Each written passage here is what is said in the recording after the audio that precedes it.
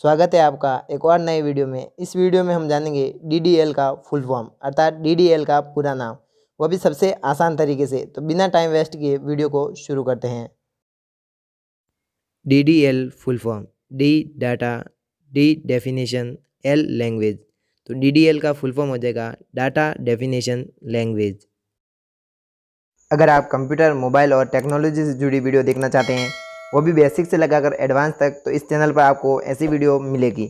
और इसी के साथ इसमें कंप्यूटर की क्वेश्चन आंसर वीडियो मिलेगी, जिससे कि आप किसी भी कंप्यूटर एग्जाम में टॉप कर सकते हैं। तो बिना टाइम वेस्ट किए चैनल को सब्सक्राइब करें। वीडियो पसंद आने पर लाइक शेयर ज़रूर करें और कमेंट करके बताएं कि वीडियो आपको कैसा लगा।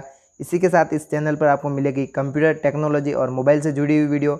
इसी के साथ कंप्यूटर की क्वेश्चन आंसर वीडियो, जो कि आपको हर कंप्यूटर एग्जाम में टॉप करवाएगी। तो तब तक के लिए सीखते रहिए ऐसा इंडिया के साथ। वीडियो देखने के लिए आपका दिल से धन्यवाद।